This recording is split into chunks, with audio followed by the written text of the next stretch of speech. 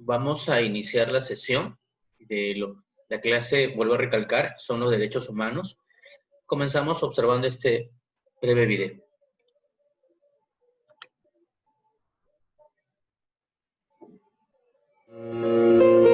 Tras los 6 años que duró la Segunda Guerra Mundial, se cometieron atrocidades contra la vida y la libertad de las personas.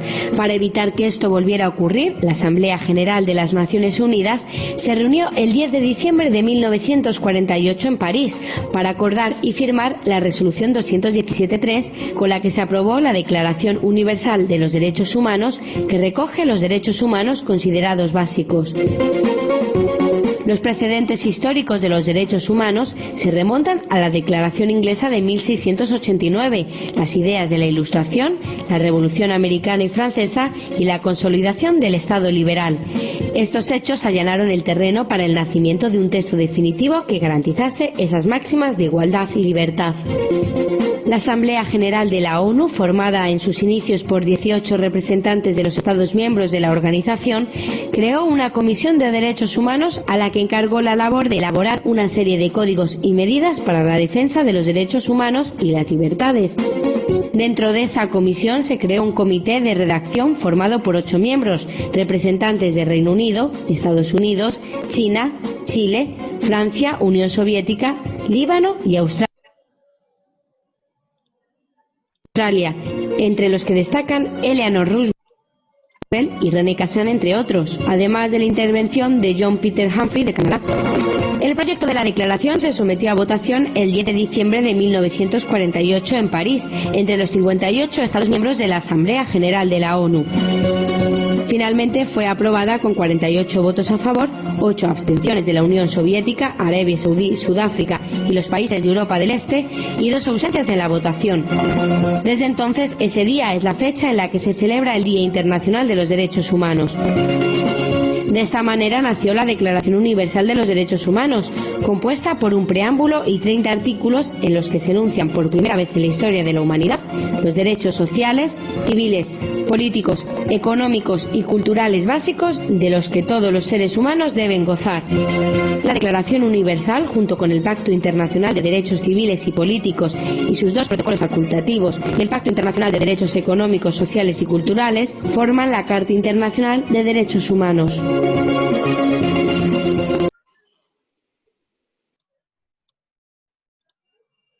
Chicos, hemos observado el video acerca de los derechos humanos.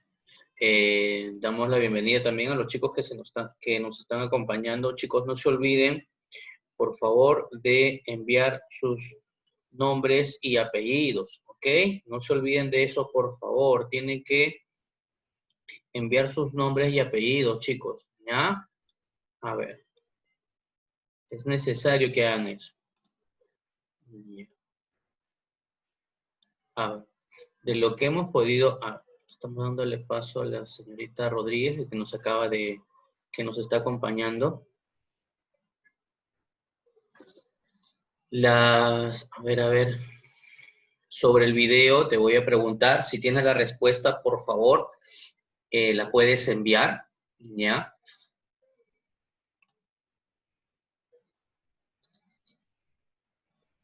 La señorita Frías. Buenos días, Frías. ¿Estás delicada de salud? ¿Estás mal con la garganta, Ashley? Ya, Ashley, por favor, alza la voz. Coméntame sobre el video.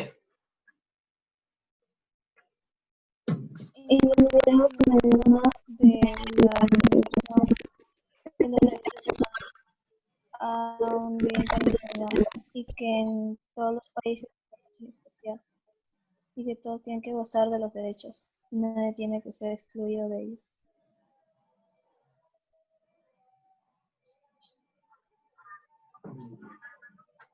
Ok. ¿Y qué relación tiene lo que has podido observar con el respeto a la vida, Ashley?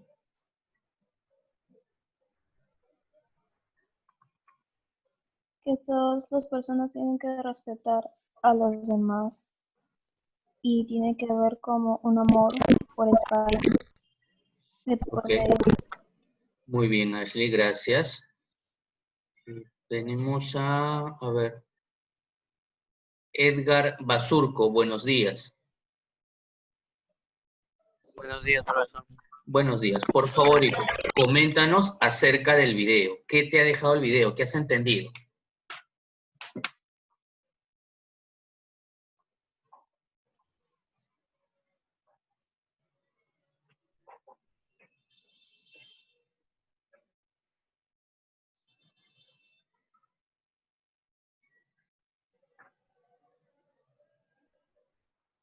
Edgar, te escucho.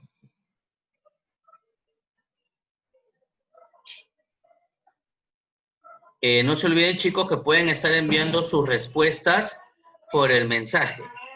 ¿Ya? A ver, ¿alguien más? ¿Algún voluntario para la intervención oral?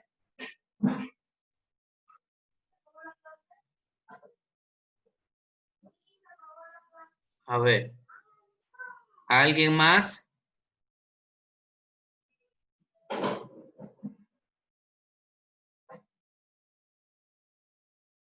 Cristian Limaya. Buenos días.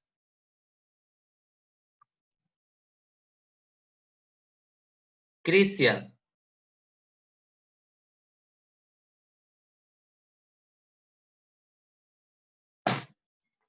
Debo entender que tiene algún problema con la cámara. ¿Ya? A ver, chicos, nos vamos a enfocar. Estoy admitiendo a los chicos en la siguiente diapositiva, que nos dice regreso a la democracia.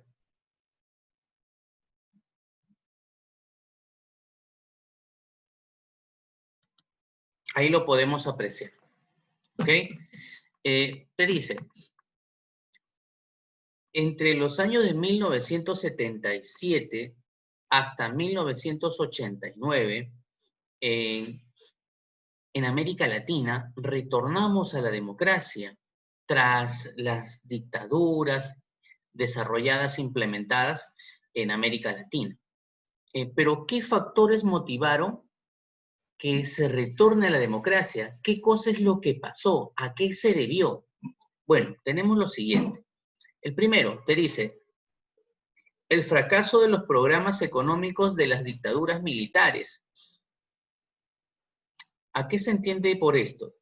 Entre paréntesis nos narra, superioridad competitiva de las empresas transnacionales con respecto al empresariado nacional al mando de los militares.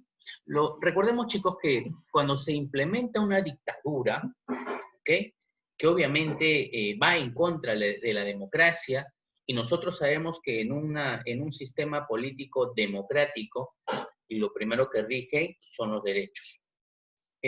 Cuando se implanta una democracia, una dictadura, generalmente militar en este tiempo, es que se va a eliminar muchos derechos. Y estos gobiernos o estas dictaduras militares van a controlar, vamos a la bienvenida a Tenorio, van a controlar las industrias del país. Y es así como generalmente se dio, por ejemplo, en nuestro Perú. Se desarrollaron los gobiernos militares y esto aconteció que las empresas internacionales fueran controladas por el gobierno militar. Entonces, todas las empresas eran estatales, bajo el poder militar. Pero, a su vez, estas empresas estatales, o sea, del Estado, no podían competir contra las grandes transnacionales, con las empresas muy grandes a nivel mundial. Y esto acontecía que estas empresas nacionales, al competir con las empresas transnacionales mundiales, no pudieran hacerlo. Y tuvieran en este caso que perder mucho dinero, perdían mucha capital, y en vez de ayudar era una carga más al Estado. Otro de los motivos que originaron el retorno a la democracia en América Latina, podemos hablar acerca de la promoción de los derechos humanos y del proceso democratizador del gobierno estadounidense. ¿Cómo es eso? Chicos, hay que recordar que las dictaduras van a ser apoyadas aquí en América, en América Latina, justamente por los Estados Unidos, que vamos a hablar un poquito de eso. ¿Ok? Pero cuando los Estados Unidos apoyan a los gobiernos militares, a las dictaduras militares, se desarrollan durante un tiempo, 20, 30 años, pero después, en el mismo Estado americano, toman el mando otros presidentes con características democráticas, y es por eso que cuando ellos asumen el poder, dejan de apoyar a las dictaduras militares. Eso trae, ¿quiénes son estos presidentes? Estamos hablando de Carter y Reagan, que ellos tenían los principios democráticos y por ende dejaron de apoyar a las dictaduras militares en América Latina. Eso a su vez llevó a que las dictaduras militares en cada país, por ejemplo, en nuestro país, dejaran de tener apoyo. Y esto aconteció, un motivo más por qué fueron cambiadas por la democracia. Siguiente, relajamiento de la posición entre los partidos de izquierda y derecha. ¿Cómo es esto? A ver, vamos a darle bienvenida a tu compañera. ¿Cómo es esto? Es que, chicos, tenemos que tener en cuenta lo siguiente, que cuando nosotros estamos hablando de los partidos de izquierda a derecha, estamos hablando de enfrentamientos a nivel ideológico. Estamos hablando de que la derecha representa el capitalismo. Y uno de los países emblemáticos del capitalismo justamente vendría a ser los Estados Unidos, claro, y en su momento Inglaterra. Mientras tanto, la izquierda está representada por un ideal comunista, de comunión, de igualdad, un ideal socialista comunista. Y en ese entonces, el país que embanderaba estas ideas de socialismo justamente era la Unión Soviética. Por ende, cuando estos dos partidos, estas dos ideologías, dejan de enfrentarse y estas necesidades de poder difundir sus ideales lo llevan a un sentido democrático, es decir, por ejemplo, si querían aspirar a cargos políticos, ya no se enfrentaban, sino lo hacían a través de las urnas, es decir, a través de las elecciones. Utilizaban un medio democrático para poder ascender al poder. Ahora, estos tres factores motivaron el retorno a la democracia. ¿Ok? Vuelvo a remarcar, es el fracaso de los programas económicos, ¿está bien? Las empresas estatales, bajo el poder de los militares, no podían competir contra las transnacionales, uno. Los derechos humanos, la promoción de los derechos humanos, ¿cierto? Y el no contar con el apoyo de los Estados Unidos debido a que asumieron el poder presidentes democráticos en ese país. Y por último, el enfrentamiento entre la izquierda y derecha, pero ya no en un sentido bélico, sino a través de la democracia. Es decir, querían ejercer el poder, otorgar, acceder a cargos públicos, pero mediante las elecciones. ¿Ok? Ahora bien, continuemos.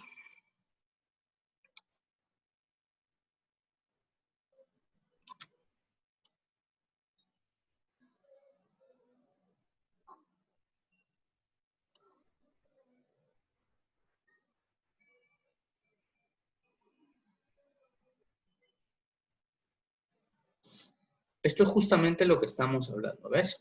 Ahora, cuando se desarrollan estas dictaduras en América Latina, los Estados Unidos va a apoyar estas dictaduras.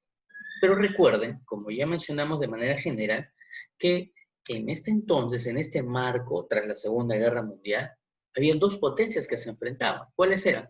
Eran los Estados Unidos y la Unión Soviética, que tú puedes apreciar aquí. ¿Ok? Los Estados Unidos están representados por un ideal capitalista. Es decir, que ellos ayudaban al desarrollo de la industria.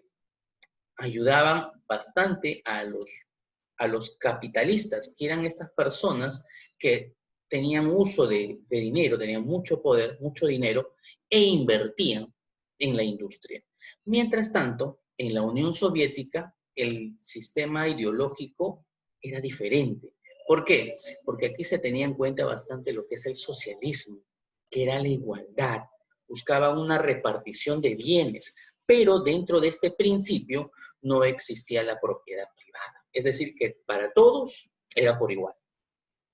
Hoy día todavía tenemos tintes de socialismo, de un sistema político socialista, por ejemplo, en Cuba, ¿no? Donde existe una igualdad, por ejemplo, en cuestión de pagos. No hay diferencias entre una persona, un profesor, un doctor o un obrero. Todos como están, ganan por igual dentro de un Estado que lo controla. Eso es un sistema socialista. Entonces, ambos, tanto los Estados Unidos y la Unión Soviética, se enfrentaban no solamente a nivel de empresas, no solamente a nivel de apoyo, como dijimos en la clase anterior, apoyo a otros ejércitos, sino también a nivel de sistemas o ideales políticos. Y es gracias a este ideal que los Estados Unidos decide apoyar a las dictaduras en América, como tú puedes observar aquí en el mapa. Pero la pregunta es, ¿por qué lo hace? ¿Por qué se daría esto? ¿Cuál sería el objetivo que perseguiría los Estados Unidos para poder apoyar a las dictaduras militares en América Latina? Es que dentro de lo que pasaba aquí en América Latina, en este entonces, estamos hablando obviamente del siglo XX, es que los pueblos, los gobiernos, estaban dando pie a los derechos humanos. Había muchas exigencias, el pueblo estaba exigiendo nuevas cosas.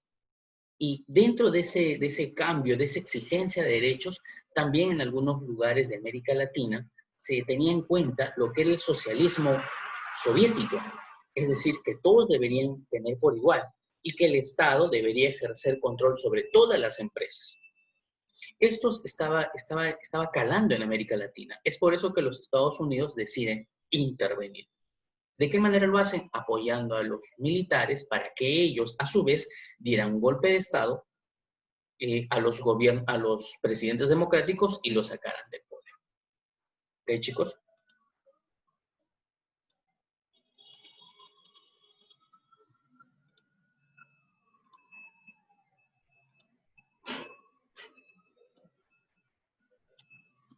Ahora bien, ¿cómo se garantizan los derechos humanos, chicos? ¿Cómo lo podemos expresar? ¿A qué se denomina esto? Primero, tenemos que tener en cuenta, chicos, y ya lo hemos hablado, que los derechos humanos son los derechos que se respetan a nivel mundial. Eso ya lo tenemos claro, hemos hablado de eso. ¿Ok? Ahora, ¿cómo podemos garantizar, cómo podemos exigir esto? Te dice, el Estado primero debe garantizar el cumplimiento de los derechos humanos, porque es su obligación como responsable del bien común. ¿Cómo es esto? Es que el Estado, todos los estados del mundo, deben garantizar los derechos básicos de sus ciudadanos. ¿Ok? Porque ellos son los responsables del bien común. ¿Qué cosa es un bien común? El bien común se refiere al territorio, a todo lo que encontramos dentro de un país. El Estado, haciendo uso de ese bien común, de los recursos, por ejemplo, de un país, debe satisfacer las necesidades de sus ciudadanos. ¿Ok? Ese es el fin común y nosotros ya lo hemos visto, por ejemplo, en los artículos. El primer derecho fundamental que tenemos las personas es justamente el derecho a la vida y el derecho a la dignidad. Entonces el Estado tiene que estar encargado de poder enfrentarse con eso. Ahora, ¿qué dice? Cuando no se respetan nuestros derechos humanos, podemos utilizar dos medios. ¿Cuáles son estos dos medios? El primero es un sistema interno. ¿Cómo es esto? Es que se recurre al Estado. Cuando uno se siente vulnerado en sus derechos, tenemos que acudir al Estado. Pero, profesor, ¿cómo vamos a acudir al Estado? ¿Es decir, al presidente? No, sino que dentro de un Estado existen instituciones que se encargan de eso. Por ejemplo, en nuestro país, si nosotros hemos sido, no se nos ha respetado nuestros derechos, ¿dónde acudimos? Podemos acudir a hacer una denuncia. Podemos acudir, por ejemplo, en este caso, al poder judicial para que ellos puedan velar por el reconocimiento de nuestros derechos. Y eso se da. Nosotros podemos acceder ante un juicio, demandar a la persona o a la institución que nos ha privado nuestros derechos. Pero, ¿qué pasaría si en caso uno hace esa función, desarrolla esa acción, pero crees que no ha sido justo contigo la sentencia. Tú eres inocente y sin embargo la justicia ha dicho lo contrario. ¿Qué es lo que podemos hacer? Entonces podemos acceder al sistema interno. Este sistema interno consiste en lo siguiente. Te dice, el sistema interno, Corte Internacional de Justicia, es el principal órgano judicial de las Naciones Unidas.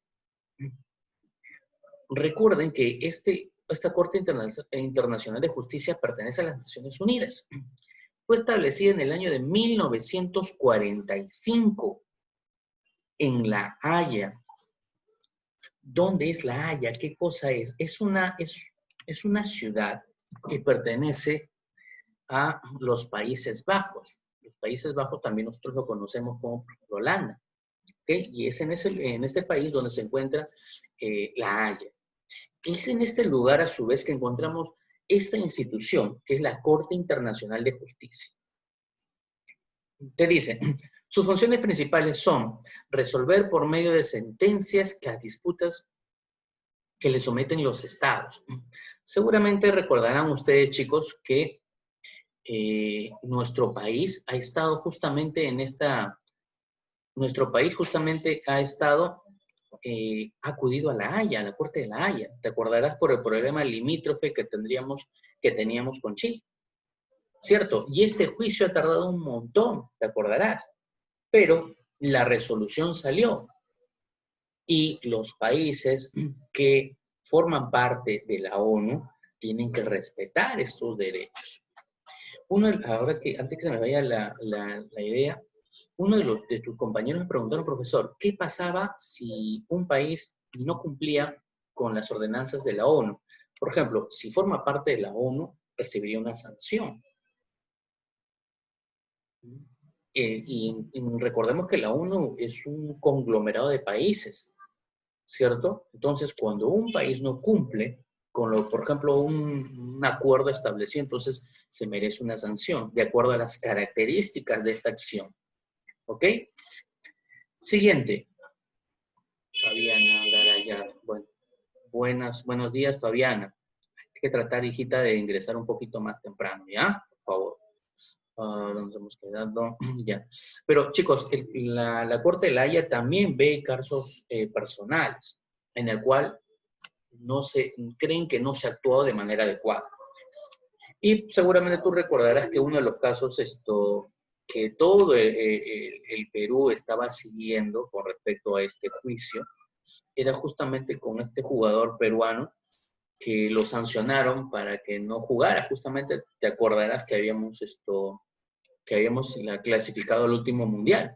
Y este jugador había sido acusado, ¿no?, de consumir sustancias tóxicas prohibidas, y bueno, él aducía que no fue así. Entonces acudió a la Corte de La Haya, incluso recordarás todo este proceso que se dio y fue derivado a otro. Ahora, la imagen que tú puedes observar aquí justamente es de la sede de la Corte de La Haya, ¿ok? Es la institución más importante con respecto a la justicia a nivel mundial. Claro está, ten en cuenta lo siguiente: el conducto regular es, primero, un sistema interno, es decir, acudir al sistema judicial de cada país. Y cuando no se accede a esto, cuando crees que no ha sido tratado bien, cuando crees que la sentencia no es la adecuada, tú ya puedes acceder a un sistema externo. ¿Ok, chicos? ¿Hasta aquí tenemos alguna preguntita? Ya. De no ser así, entonces yo les voy a preguntar a ustedes. Recuerden, chicos, que ya habíamos, el día de hoy te dejo la actividad, ¿ok? La vas a encontrar en tu plataforma, no te vayas a olvidar. A ver, chicos.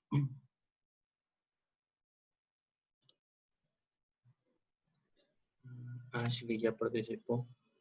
Cristian Limaya, buenos días.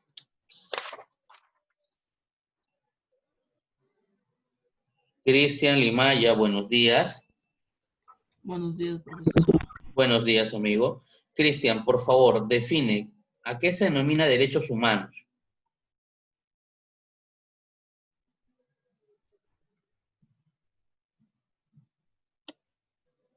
Vamos, Cristian.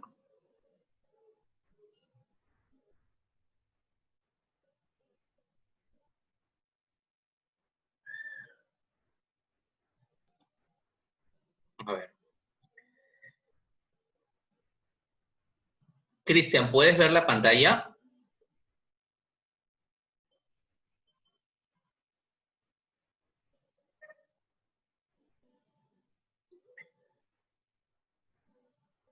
Te invito a que leas la pantalla, Cristian. Está ahí, aquí está la definición. Léela, por favor.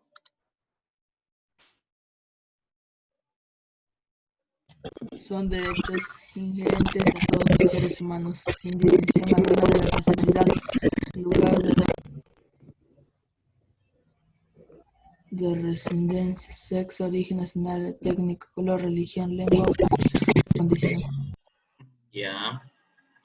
¿Y qué entiendes por un derecho humano? De lo que has leído, ¿qué es lo que nos puedes comentar, Cristian?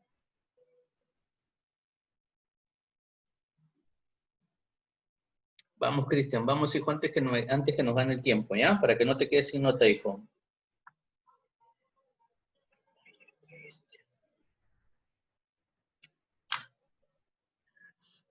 Ya. ¿Qué te parece si voy avanzando, hijo? Te voy a volver a llamar, por favor, Cristian, ¿ya?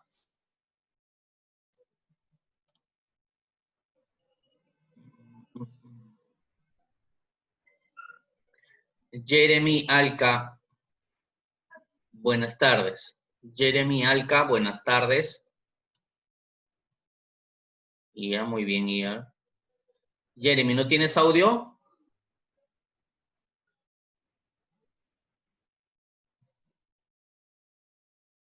Ok. Explícame una de las características de los derechos humanos, ¿ya? Voy a leer el mensaje, hijo.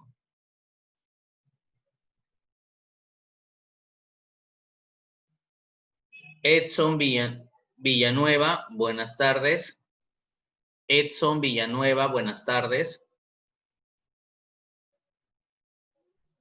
Buenas tardes, profesor. Buenas tardes. Te invito a que leas las características, las dos primeras características de los derechos humanos.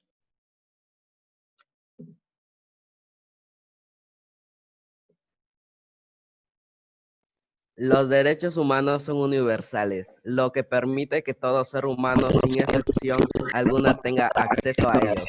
Los derechos humanos son normas jurídicas que deben ser protegidas y respetadas por los estados. Gracias. Cualquiera de los dos, explícame uno, por favor, Edson.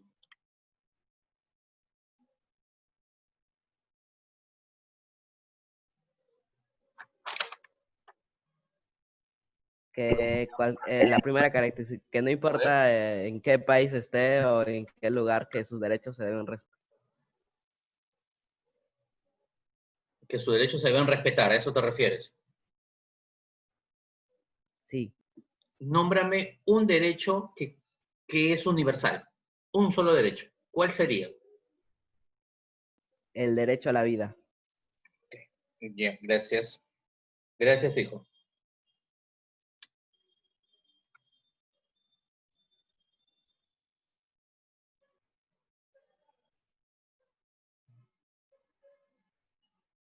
Mía Lucana, buenas tardes.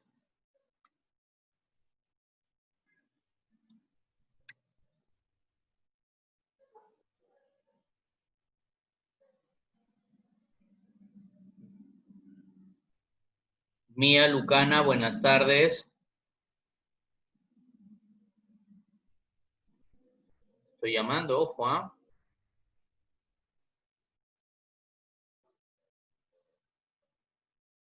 Tatiana Furch, buenas tardes. Buenas tardes. Buenas tardes, Tatiana. Hemos hablado acerca del origen. ¿Por qué crees que aparecen los derechos humanos? ¿Qué es lo que pasó? Porque en los... Ay, a ver, déjame ver un ratito. Porque antes no se respetaban el derecho a la vida o...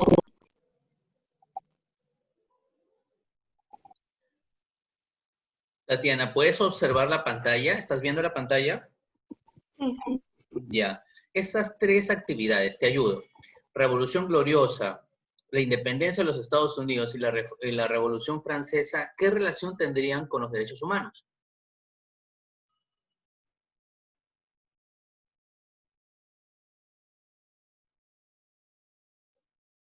La libertad. Ya. Ya. Ya. ¿Algo más esto, Tatiana?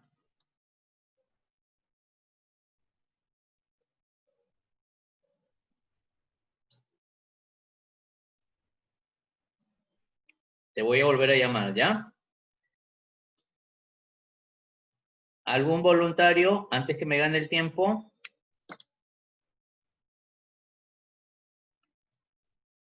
Para culminar, chicos, antes que nos gane el tiempo, tenemos que tener en cuenta lo siguiente, chicos. Esta sesión lo que está buscando es no solamente hablar acerca de los derechos humanos, porque en sí todavía no hemos nombrado, estamos hablando acerca de los inicios, el por qué apareció, y qué hacer cuando no nos respetan nuestros derechos.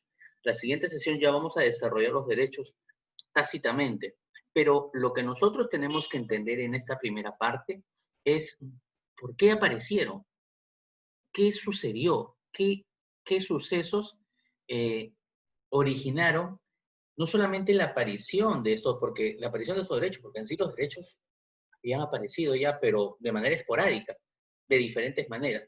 Pero, ¿qué es lo que motivó a los países a aceptar todos, bueno, en su gran mayoría, los derechos humanos a nivel universal? ¿Qué es lo que sucedió? Es justamente esto, chicos. Este es el por qué. Aquí puedes guiarte en la pantallita. Este es el motivo, uno por uno estás observando las imágenes, del por qué se reconocieron los derechos humanos a nivel universal. ¿Por qué? Porque lamentablemente, como lo manifestamos el día de ayer, la humanidad tuvo que aprender de sus errores. ¿Por qué se dio? Debido a la matanza, al genocidio, al desastre mundial que dejó consigo no solamente una, sino las dos guerras mundiales. Y la Segunda Guerra Mundial tuvo mayor realce, obviamente negativo, ¿debido a qué? Debido al uso de las armas nucleares, como lo estamos observando. Es debido a estas acciones que lamentablemente, ¿por qué utilizo la palabra lamentable? Porque esto debió hacerse antes y no esperar a que se desarrollara toda esta matanza. Pero en sí, los países, tras este genocidio, esta matanza, no solamente de esa generación de ciudadanos que vivió en ese momento, sino como te mencioné el día de ayer, los sobrevivientes de las bombas de los ataques nucleares también sufrieron atentados, cambios a nivel físico y demás que obviamente mermaron su salud y dieron fin a su vida, que los países integrantes a nivel mundial, y muchos de ellos formaron parte de esta guerra, decidieron organizarse, dieron vida a lo que es la ONU. A su vez, esta organización en el tercer tratado, en la tercera reunión, decide ¿qué? Decide el reconocimiento mundial de los derechos humanos como tal. ¿Ok? Eso no te olvides. Ese es el objetivo fundamental que nosotros estamos buscando. ¿Ok, chicos? Antes que me gane el tiempo, no se vayan a olvidar, chicos, que la actividad del día de hoy la voy a dejar en la plataforma. ¿Ok, chicos? Así que tengan en cuenta eso y a su vez te invito a que escribas tu nombre y apellido para la asistencia del día de hoy. Si no lo haces, te vas a quedar sin asistencia y tú ya sabes cuán importante es la asistencia del día de hoy. ¿Ok, chicos? Así que